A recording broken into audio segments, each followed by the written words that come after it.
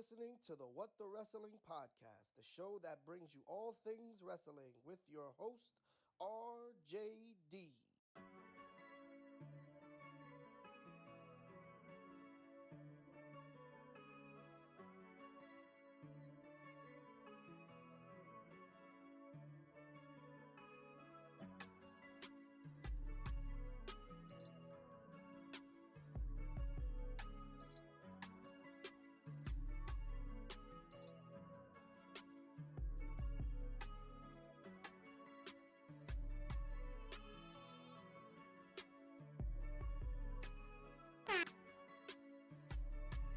Perfect.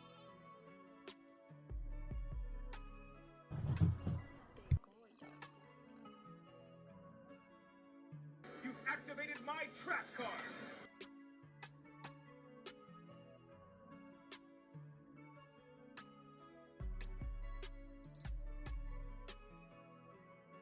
Oh, you already know what time it is. Change has arrived in WWE. Man, oh man. Before we talk about that, SummerSlam is in the books. Let's talk about my socials. Follow me, RJD199 on Instagram, RJD199 on Snapchat, RJ699 on Twitter. Most importantly, follow What the Wrestling on Facebook and YouTube and TikTok. Follow What the Wrestling on Spotify and Anchor. Let's talk about SummerSlam. Let's go.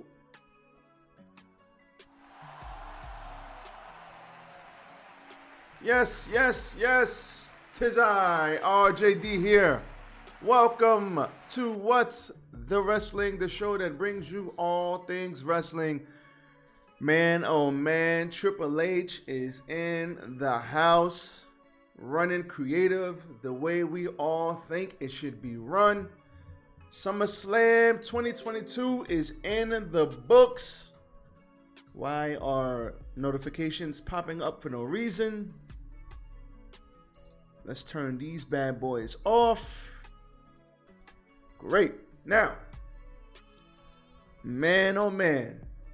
In case you haven't witnessed it, SummerSlam is in the books. I just actually rewatched some stuff again. Holy hell. We had a thumbs up show. I'm not going to say it was a bad show. It was a thumbs up show. But we also had some of the same old. But you all have to realize, change is not going to come overnight. We got to let things play out. And then we will get right. But what I will say is the first thing on this show, Triple H let us know immediately there is a sign of things to come, and I am excited. And let's just give that brother a Don DeMarco. I'm going to keep it real with y'all. I've been a wrestling fan a long time. I've been a wrestling fan since Psycho Sid would come out and I would be scared and run out of my mother's room when I was a kid, 4, 3, 4, 5 years old, something like that. And I loved The Undertaker. I mean, I love Shawn Michaels. My favorite wrestler of all time. It's just, I've been a wrestling fan. I don't know. I just love wrestling. I love wrestling, sports entertainment, whatever the hell you want to call it. I just thought it was fascinating. I thought it was awesome. I really thought it was great. Then, like CM Punk, like Ember Moon, like a bunch of other people, I just fell out of love with it. 09, 2010, 2011. And I was just like, you know what? 08, 07, I was like, you know what? I'm just going to watch the big shows. I'll tap in from time to time. And because of the CM Punk pipe bomb, randomly changing channels, I instantly caught interest again. And I've been rocking out faithfully ever since. Always never fully left, 1 foot out the door, but put 2 feet back in the house when the pipe bomb dropped. I'm not gonna lie, watching this SummerSlam and seeing what the new regime was gonna start to do and how WWE was gonna start changing direction slowly, I have not been this excited to watch a WWE show in a very long time. I mean, genuine excitement. That excitement I used to watch, and I'm not talking about the takeovers because I was always happy to watch those, but I'm talking about just SmackDown, Raw, and a WWE pay-per-view, main roster. I haven't been this excited to watch a main roster show in years. Many, many years. And I am thoroughly excited to see what Triple H is going to do. Especially after seeing what happened after the first match. I was just ecstatic. Because I know what's coming. Like, I can feel it. Get the little tingly feeling in your stomach when you got an exciting show coming up. That's how I felt watching this. Triple H is slowly bringing something back in my gut when it comes to WWE specifically that I didn't think was there. We watch these shows and we're like, oh, it's going to be the same old shit. It's going to be this. It's going to be that. It is what it is. Here we go with the same shit. But then you get Dakota Kai, Bayley coming back, Io Shirai, now calling her Io Sky. You get them hitting the main roster, and it's like, wait, what? You activated my trap card. Wow. The women's revolution started because of Triple H. I don't care what anybody says. Stop the cap. There was no women's revolution. Oh, Ronda Rousey came, women's revolution. Bullshit. Triple H started the revolution. Bayley, Sasha Banks, main event, takeover. That was the start of the women's revolution. That brother built up the 4 horsewomen. That brother started, he let them main event. And they had probably the best women's match on WWE period in history. Bayley, Sasha Banks. Probably the best women's match. Big fight feel. Go back and watch it. NXT. Go to the network and watch it. The first, I believe it was, I can't remember which takeover it was, but they main evented, not the Iron Woman match. Even that match was awesome. The other one, where Bayley won the title. Craziness, pure craziness. And that's when this whole thing started. Now, I'm not going to shit on Vince McMahon because he did, you know, we got Bayley over, which was an accident. So I could give him credit for doing the right thing, but I really don't got to. I don't have to because Becky Lynch getting over was an accident. That was not on purpose. I don't care what nobody says. Just like Daniel Bryan getting over was not on purpose. They wanted Randy Orton and Batista that year. So I don't want to hear that bullshit. Stop the cap. Don't lie to me. But what he's going to do, look at that women's division on Monday Night Raw. You got those women that came back, and Bayley came back. Other two got called up. Dakota Kai wasn't even in the goddamn company. Dakota Kai wasn't even in the company. They fired her in April. He got her to come back. Multiple people in AEW. Sources say, had I known Triple H was going to be running shit, I wouldn't have left. I would have resigned. Surprise, motherfucker. I believe them. I believe them 100%. So don't tell me, oh, Triple H doesn't know what he's doing. Remember, hold on. Remember back in the day, a couple of years ago, where people were like, oh, just because he knows how to do it with NXT and it's more indie and it's more wrestling, that doesn't mean he's going to know how to put people on the main roster and debut them. It's a different audience. They're not going to get over. Remember that bull crap people were saying? Remember that? Stop the cap. Mierda is what that is. Pure mierda. That brother knows what he's doing. And when we slowly get the changes we're looking for, can't do it all at once. Vince wrote this show, so they had to go in as planned. He changed a couple of things, and some shit was still Vince. I get it. But now we're going to start to see, slowly but surely, we're going to make the turn, and we're going to keep it pushing this way. We're going to keep it pushing. He knows what he's doing. I don't care what anybody says. He knows what he's doing. And with Stephanie at the top, and let this brother run creative, he wants to bring back the black and gold we're hearing on NXT.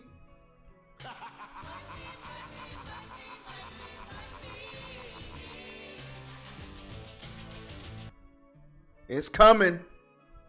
Give it time. Let things play out. That's what they like to say now, right? Let it play out. Let it play out. Come on, man. Come on, man. We got those women. We got Becky. We got Bianca. Already the women's division is looking solid, smooth. He needs a couple. Now we're going to see Raquel Gonzalez. Or Raquel Rodriguez now. Shotzi, we'll see more of her. We still got Natalya. We still got Charlotte coming back. Lord help everybody if he gets back Sasha Banks and Naomi. Because that's like reintroducing people. If he can get them back, if he could smooth things over with Sasha and Naomi, that's 2 more on SmackDown. Bring up 1 or 2 more people. Look at that women's division. Not to mention, you think he ain't going to use Ricochet? You think he ain't going to use Walter / Gunther? You think he ain't going to use these people? Sami Zayn, Kevin Owens? Oh, it's coming. It's coming. Trust me, we're going to start seeing a lot more of these people. And hopefully they get put in prominent positions. Wait till Cody comes back. Cody probably be back around the Royal Rumble time. Give him another 5-6 months. That's another addition to SmackDown. Or is Cody on Raw? What show? Cody's on Raw or SmackDown? I think Cody's on. I don't know. Whatever. Doesn't matter. He's another body. Another phenomenal talent. And that's his favorite wrestler. You think he's not going to know what to do with Cody? Come on, man. Man, I know I'm going off on a tangent, but I don't care. This show, I am excited to see what they do. Now, is everything going to be picture perfect? No. Of course not. Is everything going to be great? No. Of course not. He's going to have his missteps. He's going to have his mess ups. Well, more often than not, I believe that he's going to get things right. In NXT, he got things right more than he got things wrong. Who knows if he could get Gargano back? He's going to use Ciampa properly. AJ Styles. We got a lot of people. We got a lot of things that he's going to be able to do right. Get rid of that 24/7 bullshit. We don't need tag team titles for women. Unless you're going to put that shit on every brand, 1 tag team titles for every brand, which they're not going to do because NXT has their own tag team titles. I don't care. NXT shouldn't even have tag team titles. It should be for every single brand. And you could tell stories across multiple pay-per-view shows. I think that's the best way to do it. That's just me. But I can't wait to see what happens. I am so excited to see what the future holds for WWE. I have not been this excited for a WWE show in years. I haven't been this excited about the product in years. Like, I love pro wrestling. I love WWE. I love talking about WWE. I love talking about wrestling. And now I am excited, man. And if you're a fan of WWE, if you're a fan of wrestling, you should be excited too. I love the stadium shows they do. The crowd was hot tonight down in Nashville. I love it. Man, I'm excited, man. I'm excited. You got me. You got me. So let's talk about this show, WWE SummerSlam, brought to you by way of Nashville, Tennessee Stadium show. Love the setup. I could do without the huge walkways. I could do without that, but it is what it is. It's all good. I love the fact that, and we had a goddamn tractor on this show. Let's stop the show. We had a goddamn tractor on the show. Let's talk about Brock Lesnar. I know I'm bouncing around right now. We're gonna get to the good shit, and I'm gonna talk about the matches. But we had a tractor on this show. That tractor spot is one of the best WWE ring spots of all time. Top 3, interchangeable. You got the tractor spot that we saw tonight. Brock lifting the tractor up, and Roman Reigns is like, oh shit. That was hilarious. I legit laughed my ass off. You stupid. I know, but it was funny. Roman Reigns, oh. Oh my God, that was funny. You got the beer spot. The beer spot was hilarious with Stone Cold. Give me a hell yeah. And you got the first time that Brock Lesnar suplexed Big Show and the ring broke. The first time we saw it. And it was like, oh, shit. The superplex off the top with the Big Show. Top 3 spots. In regards to, like, using the ring and stuff like that. Got to put the milk spot up there, too. That was funny. But those are the top 3 for me with Kurt Angle. Those are the top 3 for me. That was hilarious, man.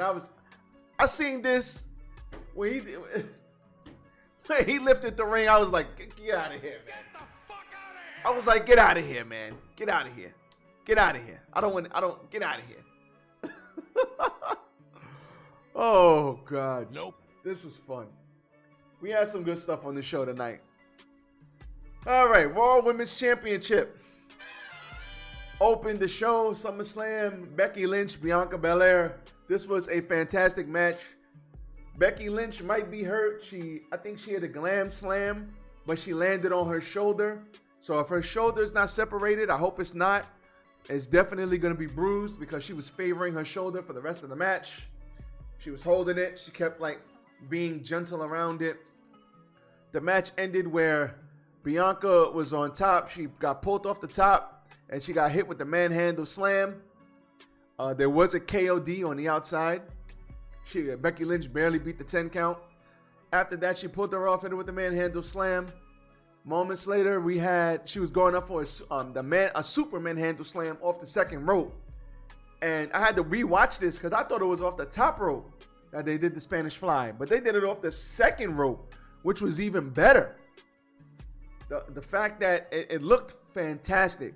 After she hit the Spanish Fly, she hit one of the best looking KODs I've ever seen. And Bianca Belair wins the match. After the match, Becky Lynch gets up and she gives her a handshake, culminating this story and ending this story. Last year at SummerSlam, Becky Lynch beat her in 26 seconds. And that was that. This year at SummerSlam, Becky Lynch shakes her hand and gives her a hug and acknowledges, "You are the best." The EST.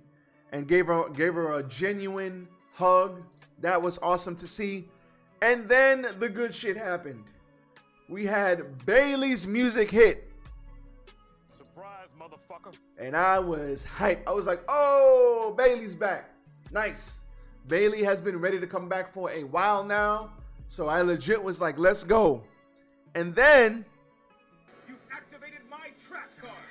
Dakota Kai's music hit. I immediately recognized it and I was like, oh, they got Dakota Kai. Now look, there was a portion of the audience who doesn't know who Dakota Kai is. That's okay. I watch NXT. I know who she is. That was phenomenal to me. And then we had Io Shirai's music hit. And I was like, oh yeah, let's go. Io Shirai, now calling her Io Sky. I was like, let's effing go. That women's division with these 5 women in the ring alone looks fantastic. So we got a heel faction. Bayley was like, did you miss me? She jumps in the ring. We think there's going to be a big beat-up brawl between Bianca Belair and those 3 women. And Becky Lynch comes to Bianca's defense. And I thought, I'm like, wait, she's going to turn on her, right? And if she turns on Bianca again, I'm going to have to hit the button. Stupid. But she didn't turn on her. Thank God. Oh, yeah. Thank God. She didn't turn on her. Becky Lynch turns babyface. Thank God. Because she shouldn't have been a heel in the first place. She should have been a babyface from the jump. They tried to turn her heel. It didn't work. Triple H recognizes the mistake. Turns her back the other way. I like it. If you like it, I love it, baby. Let's go. And now the heels slowly walk out the ring. And I can't wait for Monday Night Raw. Let's go. Let's go. Fantastic start to this show. And there are reports that this group was pitched to Vince back in April before they released Dakota Kai. And Vince was like, hell no. Nope. So let's hit the button on Vince. Triple H is going to make this work. Mark my words. Next up, Logan Paul versus The Miz. All right, stop the show.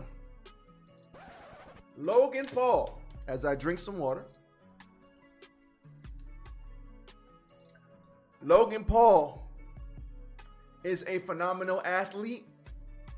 Logan Paul is the best celebrity wrestler that I've seen in WWE.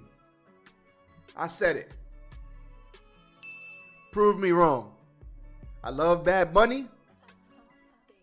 I love the stuff that they did back in the day with all the celebrities. I love the shit. They just did something with a celebrity too. I forget. But Logan Paul's the best. He's the best. He is taking this wrestling thing seriously. And when I saw Logan Paul tonight, I didn't see Logan Paul the YouTuber. I saw Logan Paul the wrestler. That's what I saw tonight. That's what I saw tonight. Logan Paul the wrestler. Why is this messing up? Logan Paul did his thing. Logan Paul is signed with the wrong company. And let me tell you why. Stop it. Get some help.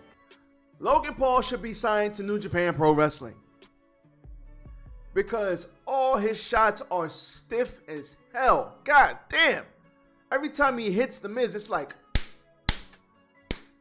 like, he's like really punching him. I'm like, God damn, bro. Pull your punches, brother. Jesus. Stiff. Logan Paul is stiff as hell with all his shots. Now, I don't know if they're telling him to do that or if he's just like, effing, I'm going to get my shit in. Like Stone Cold said. Stone Cold was like, you gotta lay your shit in. He's quoted as saying, you know, you gotta get your shit in. Logan Paul gets his shit in. He's stiff as hell, man. God damn. Like every time he hit the Miz, I'm like, ow, ow, ow. Shit. But this was a fantastic match. We had Logan Paul. We had the Miz coming out with Ciampa and Maurice. We had Ciampa. They're going to start utilizing him. In the middle of this match, we had AJ Styles' music hit when Ciampa started to get involved. Ciampa hit a phenomenal forearm. AJ Styles' music hit. AJ Styles hit a phenomenal forearm after the ref threw Ciampa out for interfering, and he got caught. They got him up out of there.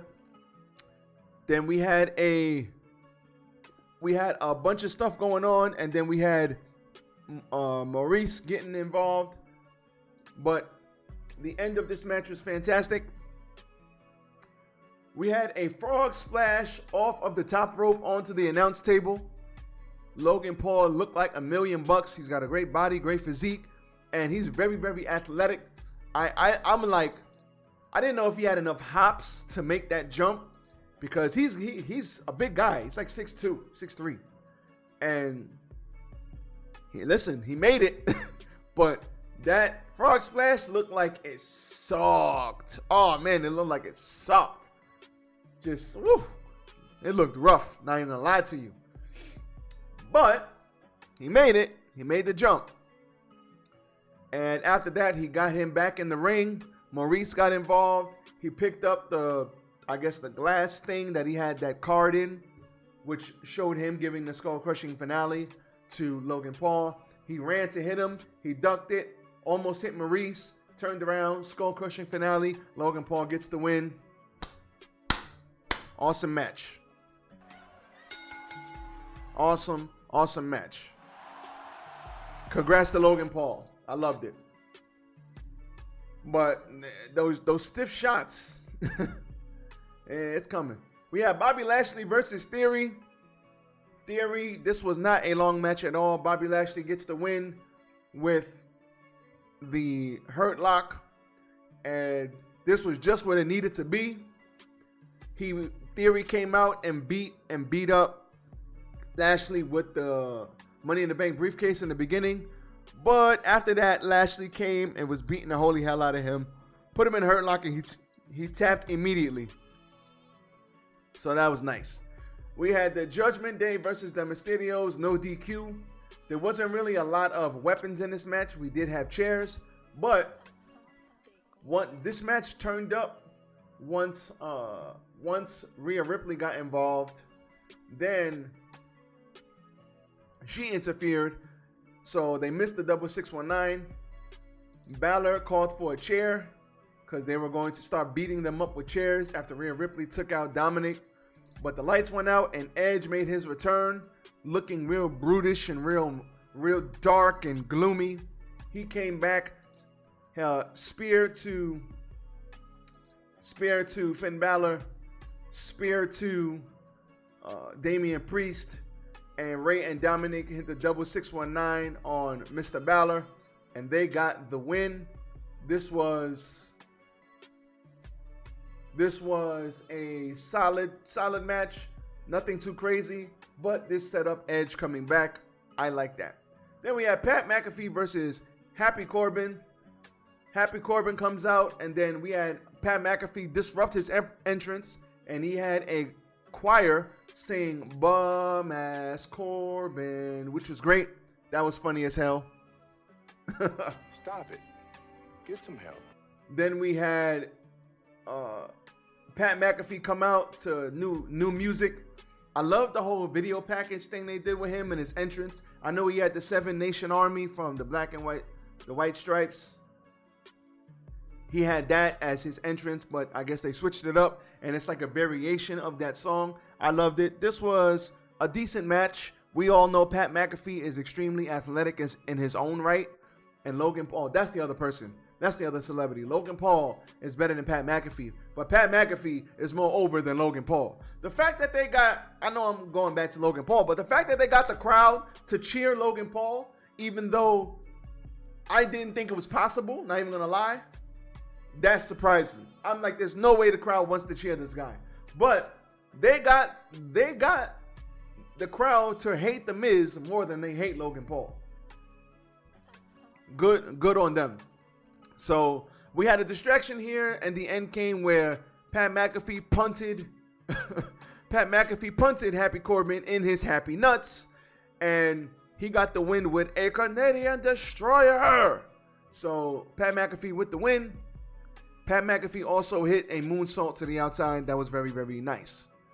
We had the undisputed WWE Tag Team Championships here. Usos versus the Street Profits.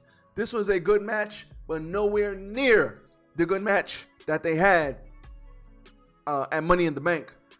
The whole story here is they're going to do something with the Street Profits on Monday Night Raw. Surprise, motherfucker. Montez Ford probably going heel.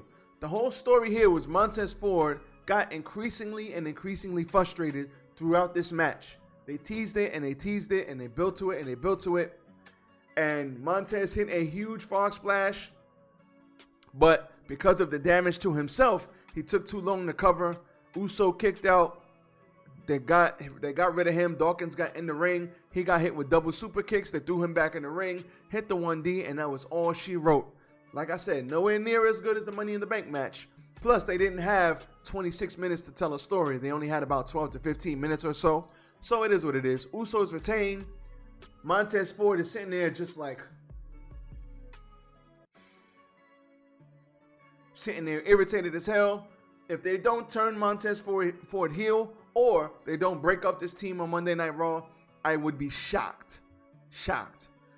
Then we had a segment where Riddle came out and said, bro, Seth Rollins, get your ass out here, bro. Seth Rollins came out, did his whole entrance, ran to the ring. They met on the ramp. After that, he got thrown back into the ring, but he got the upper hand on Riddle, curb stomp, and then Seth Rollins laughed all the way out. And Riddle sold the injury some more. Good way to get both these guys on the show. Good stuff. Then we had the SmackDown Women's World Championship. Liv Morgan versus Ronda Rousey. This might have been the weakest thing on the show, but the end justified the means. Liv Morgan basically was in the arm bar, didn't tap out, finally got to the ropes. Then Liv Morgan, they was going to stop the match. She said, no, I'm good. Then Ronda put her back in the arm bar. After she put her back in the arm bar, she was going to tap, but she stood up and had Ronda's shoulders pinned. And because she had her shoulders pinned, the ref counted 1, 2, but Liv tapped out. The ref didn't see it. Halfway. Take a few steps back to go. You ain't got the answers, man. So because she tapped, because the ref didn't see her tap out before she counted 3, Liv Morgan got the 1, 2, 3 win. This, I like the end. I didn't really care for the match, but the end of the match justified the means, because after that, Ronda Rousey was like, you know what? Fuck this shit. And she just hip toss, arm barred Liv. Hip toss, arm barred the referee. She came off looking like a badass rather than a bad guy, if that makes sense. So she's a bad guy now, but she came off looking like a badass. So Ronda is heel. Becky Lynch is babyface. Royal Rumble, WrestleMania, that's your match right there. Becky Lynch, babyface. Ronda Rousey, heel. Ronda's going to get her win back. Mark my words. They're probably going to have a kick-ass match too. Wait, and can we put some respect on Becky Lynch's name? We know the promo work and the heel turn and the character work wasn't the best. As a fan, I didn't want to boo Becky Lynch, but they tried to get me to hate her. So it kind of made me indifferent, and there's a lot of fans that were indifferent towards her. But my God, Becky Lynch been putting on some fantastic matches with Bianca Belair. And she, ever since she came back from having her child, she's been putting on fantastic matches. And you know what? Triple H might be the bridge between Charlotte and Becky Lynch. Maybe not becoming friends again, but squashing the beef at least. Nobody's talking about that. But she might be the bridge. I mean, he might be the bridge. And you know what? Sometimes you grow apart from people. But now they're both married. One has a kid. Maybe Charlotte's going to have a kid in the next couple of years. But you know what? Squash the beef, man. We ain't always got to like each other. But squashing the beef and let's get professional. Let's talk this bullshit out. we grown, we old. Triple H is the new leader. He's the new leader. He brought these women up in NXT. Made all of them great stars in NXT. Maybe Triple H can mend that relationship. We all know Triple H, when it comes to squashing the beef and bringing people back to WWE, Triple H is the man at that. He's the GOAT. Now, tell you, Naomi, Sasha Banks, don't be surprised. I'm telling y'all. So that set that up. Then we had the WWE Universal Championship. Undisputed. Roman Reigns versus Brock Lesnar. We had your tribal chief out first. Then we had Brock Lesnar. He comes down halfway. Then he turns around and he goes to put on a cowboy hat, put on the country boy vest, and he has a big ass tractor and he drives down to the ring with it. And my first thoughts is, Get the fuck out of here! my second thoughts is, Stop it. Get some help. my third thought is, please don't hit the crowd. We got people in the crowd touching the wheels of the. I'm like, that is so unsafe. Please don't drop the dipper part of the. I don't know what you call it. I'm not a country boy, but please don't drop the dipper part of the tractor. Please. Don't hit nobody in the crowd. That's $1 million lawsuit. But Brock, if you didn't know, he's a country boy. And if you couldn't tell, he's drove a tractor before. Trust me when I tell you. He's a farm boy, lives in Saskatchewan. He's a country boy. Yo, Brock Lesnar looked like he was having so much fun driving that goddamn tractor. Oh man, Don DeMarco for that. Brock Lesnar looks so at home driving the goddamn tractor trailer with a big old country smile on his face with the cowboy hat and the country vest. If you couldn't tell that he was a country boy from all of the promos and when he turned babyface, now you know. He looked at home. Introductions. The ref was, the ring guy was about to introduce Brock. Brock said, shut up. He introduced himself. They introduced Roman Reigns. And if you haven't seen that clip, he throws the mic to Roman and Roman just catches it like. Roman Reigns has the cool factor. That looked like extra cool. He just caught it. He didn't even move. He just like fantastic clip. Roman Reigns looks just like a cool badass. It sucks that he's going part-time, but listen, Roman Reigns got the cool factor, man. This is the Roman Reigns that we thought was cool before they tried to put him against Daniel Bryan. Roman Reigns is a cool guy, man. Badass dude. Both these dudes, we got a country badass and we got a Samoan badass. Good stuff, man. Like, it's perfect. So they start off hot, beating the holy hell out of each other. This match had all the bells and whistles. But then came the end of the match. Because we had our standard match, guillotines and F5s, Superman punches, and all of this extra shit. But Brock Lesnar says, you know what? F this. So you know what? Stop it. Get some help. I'm going to my tractor. He goes to the tractor, starts it up, jumps it up, puts the crane down. I don't know what you call it. The dipper part. Somebody in the chat correct me. I'm not a country boy. He goes to push the ring. He pushes the ring, and the crowd is like, oh.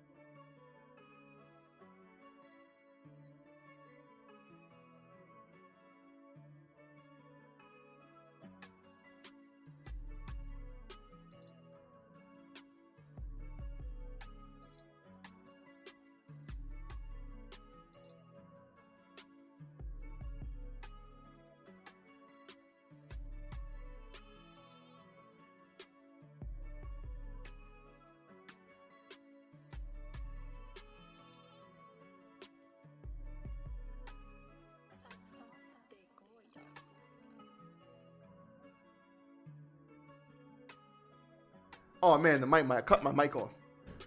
He genuinely had fun. I don't know how much I messed up. But there's a picture of him sitting there after the pay-per-view like this, with the cowboy hat on, just laughing, having a good old time. I mean, that's awesome, man. That's awesome. Awesome stuff. So he picks it up. He goes back out there. He goes to beat up Roman some more. Paul Heyman says, listen, my tribal chief, don't touch my tribal chief. I've gave you everything. I've done everything for you. He pokes Brock. Brock picks him up, hits him with the F5 through the announce table. Usos come down. One Uso gets a German suplex on his neck. The next Uso gets a German suplex on his neck. But then here comes Austin Theory. Theory comes out. He beats up on Roman with the Money in the Bank. Beats up on Brock. Brock hits him with the F5. So he's out of the match entirely. Usos double super kick to Brock. And then Roman beats the hell out of him like 50 freaking times with the Money in the Bank briefcase. Brock gets up at 10. Then we have Roman taking the WWE Championship belt, whacks him over the head with it. Brock gets up at 10. Then we have Roman Reigns. I think he hit him with a spear or something else. No, it was a spear first. Brock gets up at 10. Then the Money in the Bank briefcase. Brock gets up at 10. Then we had the championship belt. Brock gets up at 10. Then he said, you know what? F this. He hit him with something again and threw all of the ring steps, the freaking chair, the freaking announce table. He threw that on top of him, stood on top of it. The only thing I wish he would have threw on top of him is Paul Heyman. Throw Paul Heyman on top of everything and then start counting and then put the 1 up and let the ref count to 10. And that is how he won. That is how he won the match. This was awesome. This was awesome. Hands down, fantastic ending, fantastic beginning to this pay-per-view. This was amazing. I hope we don't see this match ever again because I don't see how they top this. I don't see how they top this at all. And I'm glad Brock Lesnar walked out and walked back in. I'm glad he didn't let his emotional damage get the best of him. Because if he walked out and he stayed out, we wouldn't have got this match. So I'm glad Brock did the right thing. He came back, I calmed him down. He did business. And this pay-per-view was amazing. There was some bullshit in the middle that I didn't care for. You know, all that other stuff after Logan Paul. It kind of was like, the women's match wasn't that great, but the heel turn was great. So there was some stuff in here that wasn't all that. But for the most part, this was fantastic. And we're starting to see the train switch tracks ever so slightly. And now we're going to start to see WWE go in another direction, which is what I love. So this is all I got for you guys today. There's no injury news coming out of here. I love pro wrestling. I love WWE. I love AEW. I hope that we continue to get both shows A1 because competition breeds only when you have competition, it only breeds more creativity. And both of these companies are going to step their game up. We had a fantastic Dynamite last week. I hope we have a fantastic Monday Night Raw, a fantastic Dynamite, and a fantastic SmackDown. Because competition will only breed more eyes on the product. It will only breed more creativity. And it'll only cause both of these companies to step their game up. Tony Khan versus Triple H. Now that's a fight I want to see. With that being said, check out my socials one more time. Man, it's a pleasure talking to y'all. I love this shit. I love pro wrestling. This is awesome. Have a good day. It's a scorcher today, 85 degrees, and it's only 1:30. So please stay hydrated. RJD here. I am out. All of you good people, be safe. I love y'all. Catch me tomorrow with the What the Wrestling News Brief. I'm out. Peace.